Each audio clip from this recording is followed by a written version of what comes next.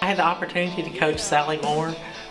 She was a phenomenal athlete, one of the best players I've ever coached. Sally was incredible. She could just turn a game around. Sally was the MVP of the state tournament. She was an exceptional person. Her teammates loved her. The group that Sally played with was probably the best group that's ever played at Bryant High School, maybe the best group in the state. So we were very fortunate to have all those young ladies that were so good. And Sally was just a big part. She was the leader. The kids really responded to her. She could turn a game around. We were down in the state finals to Mount St. Mary's, and all of a sudden she just turned the game around. We ended up winning. We won back-to-back state championships, and that was an amazing feeling. Sally Moore is probably the best passer I've ever been around. She could pass to anyone, anytime. It was always on mark, and she was just incredible. Sally could tell her teammates something. She could get all over her teammates, and they responded so well. They would play so much better after her getting on them. She was just like an incredible leader. I just say she was a born leader. A word to describe Sally would be phenomenal. I'm so proud I had the opportunity to coach Sally.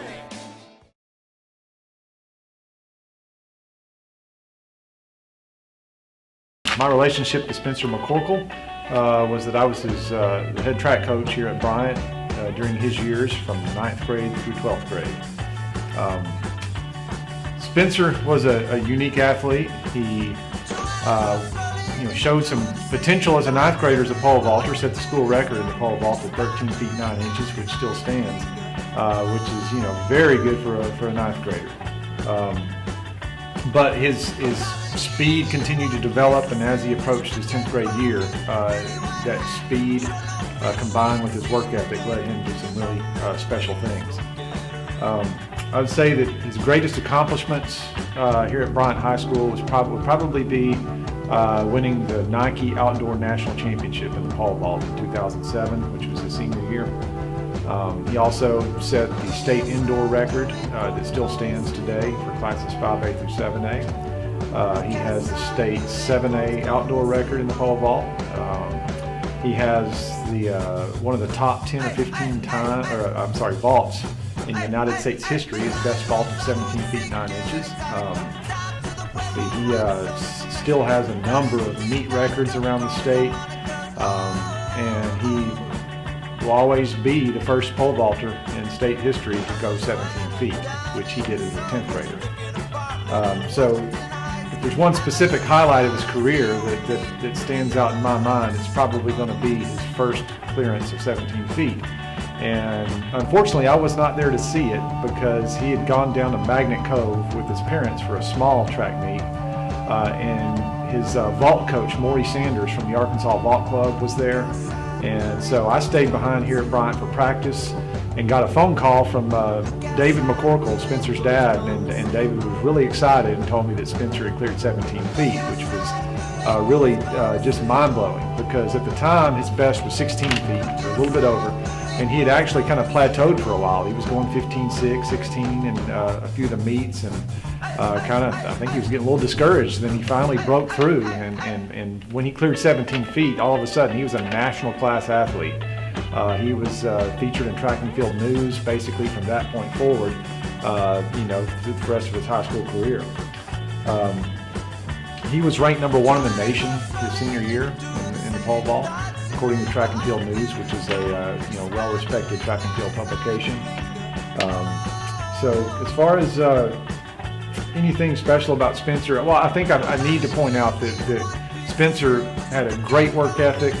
His athletic ability was second to none. I mean, I got comments from track coaches all the time about they were surprised at how fast he was.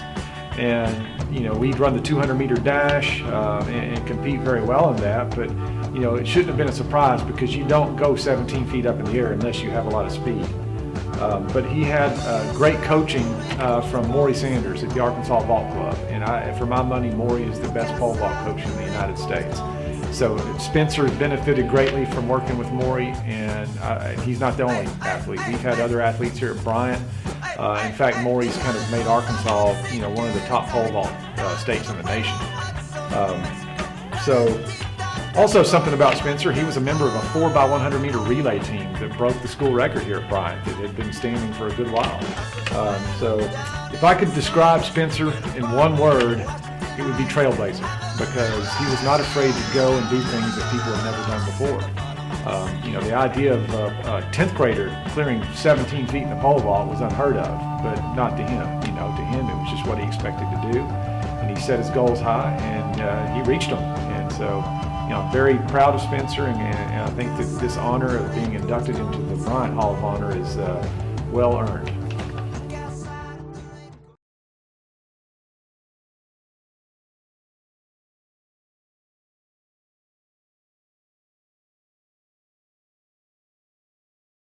I was JT's coach when she played here at the high school. She mostly played third base and some catcher. What makes her different from other athletes is probably her work ethic. I never had to look over her shoulder and keep an eye on her. I always knew she was going to get her reps in and even do the extra work when we weren't there. Some of her greatest accomplishments: she was the career leader of home runs and RBIs at UCA. She was on the UCA Commissioner's Honor Roll every year, the Southland Conference All-Academic Team in 2015, and All Southland Conference Honorable Mention in 2014.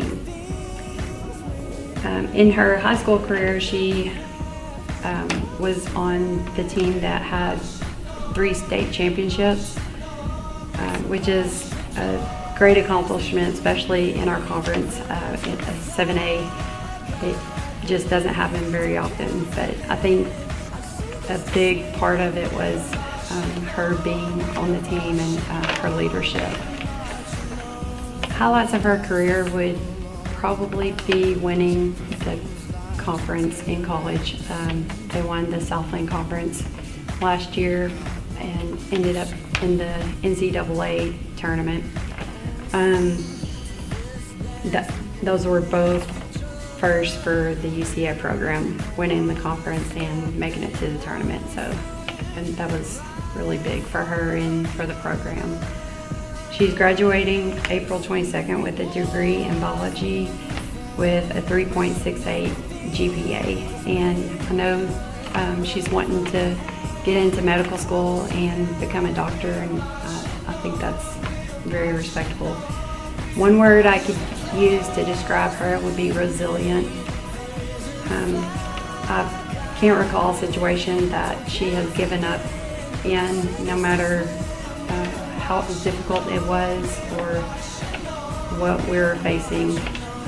I could always count on JT to keep fighting.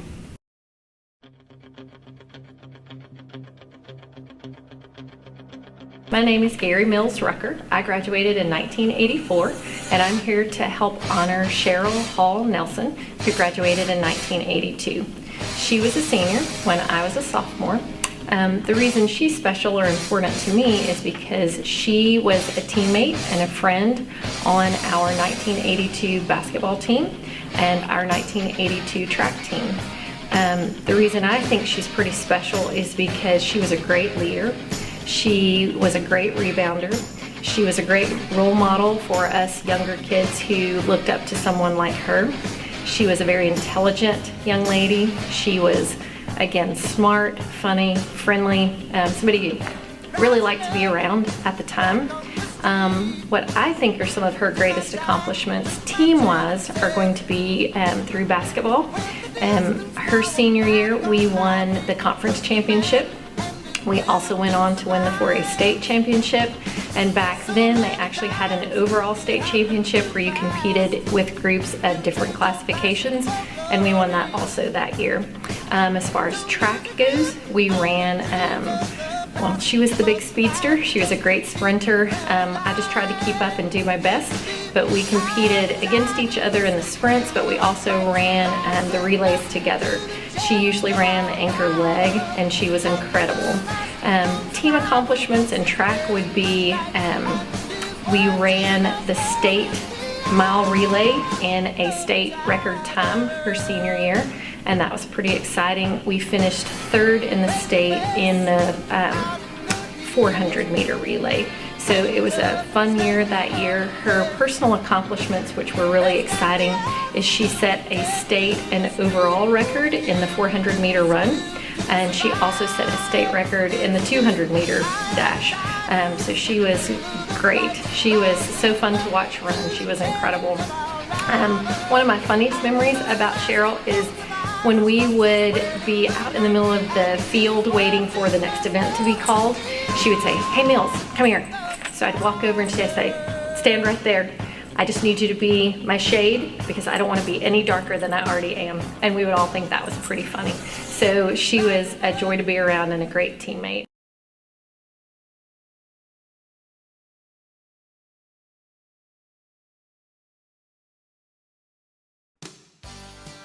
Hi, Danny Westbrook and I came to work here together in 1981. We were both hired to go to work here, so we've been coaching and teaching together since that time. We actually started out as roommates and both ended up getting married and raising our families here in Bryant and coaching together both on the high school and junior high level for the last 35 years. Coach Westbrook is a very driven person. When you see his success as a coach, I think part of it that's made him successful is that he has very high expectations for his athletes, and he does a great job of letting them know what those expectations are and holding them to it. He is a very organized individual, and I think that has led to his success over 35 years. Very few years do you see his teams that they're not highly competitive, not on the conference level, but the state level. You look back over Coach Westbrook's career, one of the things that probably stands out to me would be the back-to-back state championships in cross country in the early 90s. Those two teams were just unbelievably dominant. They were the first team out of Central Arkansas to break up the stronghold that the Western Arkansas teams had on the championships, to put the top 7 guys all signed scholarships to go to universities. Pretty impressive group of guys. When you look back at the career, just to have seen, I can't even count the number of conference championships that Coach Westbrook's teams have been part of, both in boys and in girls. And then I think, to my knowledge, 7 state championships that he has coached. So when you look back over a period of time, that's a pretty impressive thing for anyone to accomplish, and to do it in both boys and girls sports is pretty special. If I could choose one word to describe Danny, I think it would probably be intense. One of his girls told me one time in class, I asked him about working out for Coach Westbrook, and she said, "Let me tell you something about Coach Westbrook. He doesn't see boys or girls, he sees athletes, and he's tough on all of us." And I think that's why his teams have been successful, that he has been. And I think, too, over the last 20 years working with girls, he has been tough on them, but having raised 2 daughters, I think it's probably given him some insight into dealing with the girls that maybe some other male coaches might not have had. Outstanding career, and congratulations.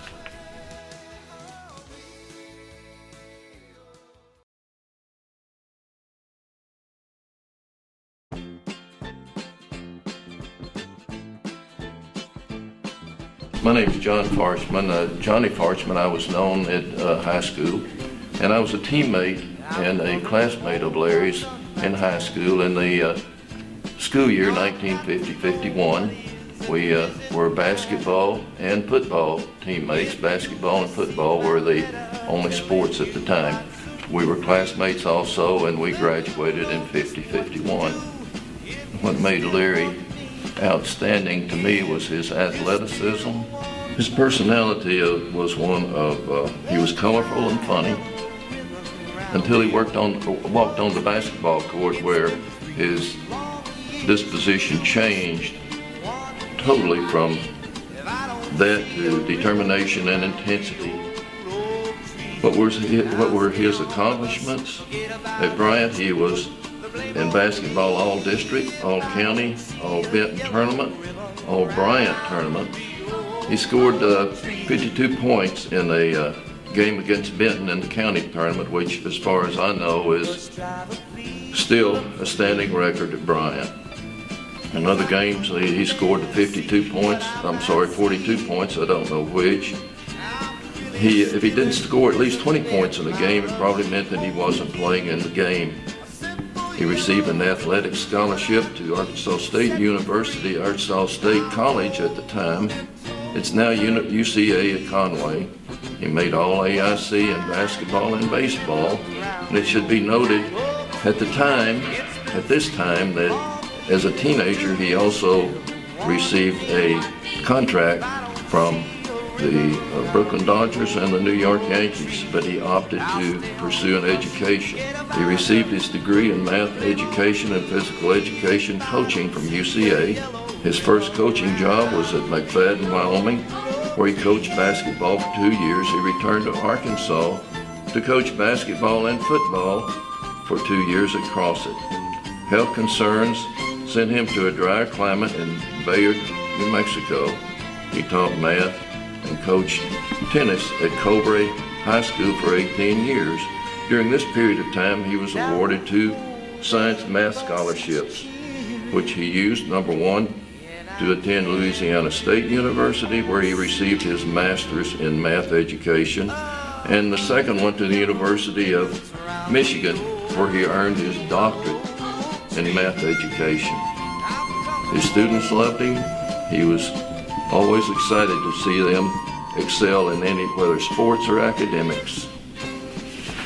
At UCA, there was a 1,000-point club in which he still ranks number 12. Scottie Pippen was also in that club. He ranks number 6. After receiving his doctorate degree, he was hired by the University of North Carolina, but health concerns brought him back to Marshall, Arkansas, where, with his wife and 2 daughters, where they became associated with High Country Realty. A heart attack took Dr. Crandall's life in 1977. He was 43 years old. Highlights in his career, it's hard for me to speak for him, but I would think when he got his athletic scholarship to UCA from Bryant, and also when he received his doctorate in math education from the University of Michigan. Anything else to tell us about Larry?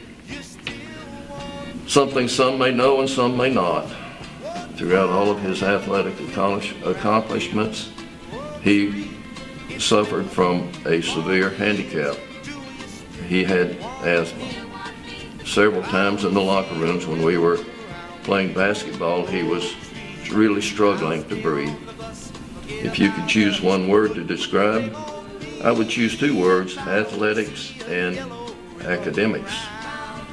And I would say Dr. Larry Crandall, Bryant Athletic Hall of Honor candidate, class of 2016, and deservedly so.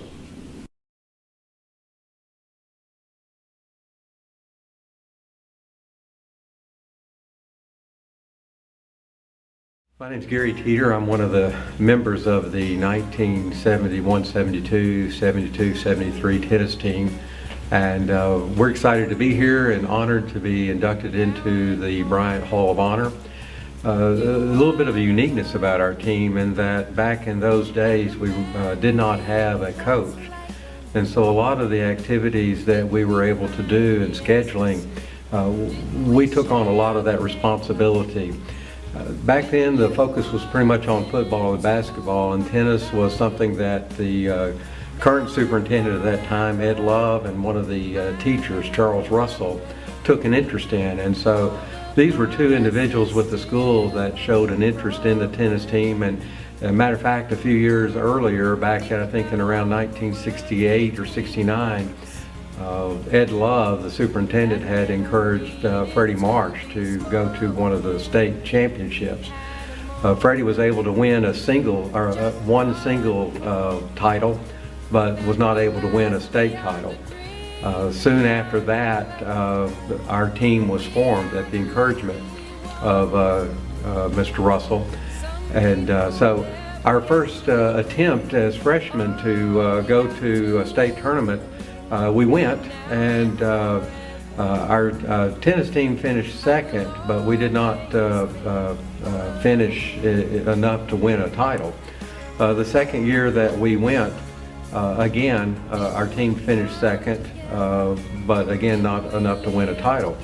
And so in our junior year, we were able to go to the state championship, and our singles player, Ronnie Holland, was able to win a singles title.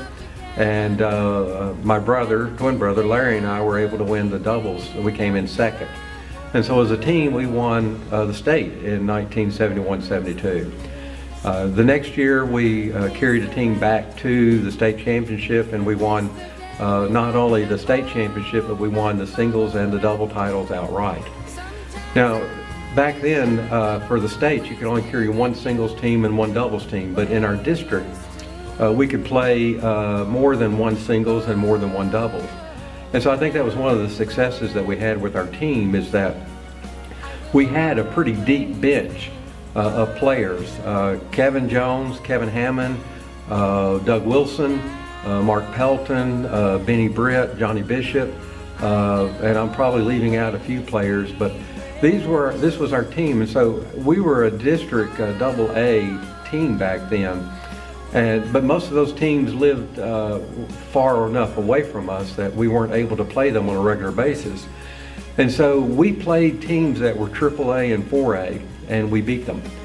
And so when we showed up to our district tournaments, had already practiced and played against teams that far outranked the teams that we were playing in AA. And so we won all of our district championships in preparation of going to state. We had a unique system back then in that any player during the week could challenge anybody on the team. And our philosophy back then was that if you happened to hold the #1 position in singles or the #1 position in doubles, regardless of what position you held prior to that in the last week, if you could hold that position and retain it, then you played those slots. And so it increased competition and within the team. And it's that competition among the players that challenged us to be better and that also strengthened the team, so that when we were able to carry more than one team, singles or doubles, to a championship, the reason we could beat a lot of the teams in Little Rock was because we had the depth and we had the quality of players. This was done by a group of students that did not have a coach, that had the love and passion for playing, that enjoyed being around each other, and we were able to stay together for 3 or 4 years and to be able to get along well with each other.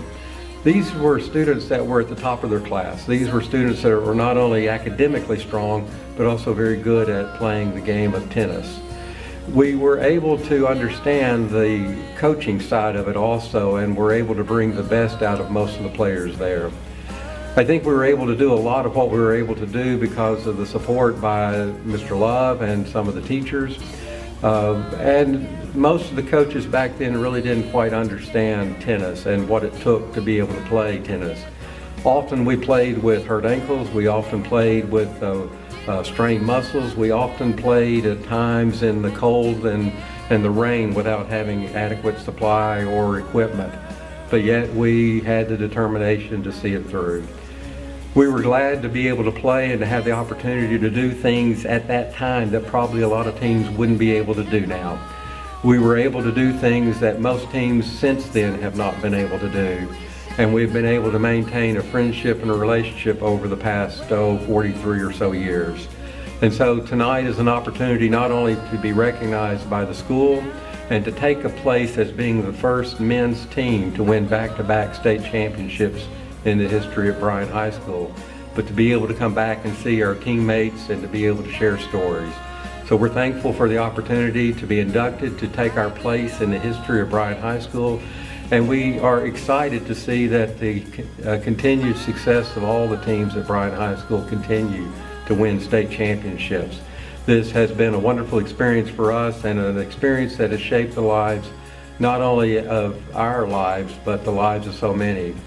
Most of the team players have gone on to get their doctorate, to get their master's degree. They become business executives, they become entrepreneurs, They have been an influence into the lives of the community and in their families, and we give a lot of thanks to our experience at Bryant High School, and we give a lot of thanks to being able to be honored tonight. Thank you.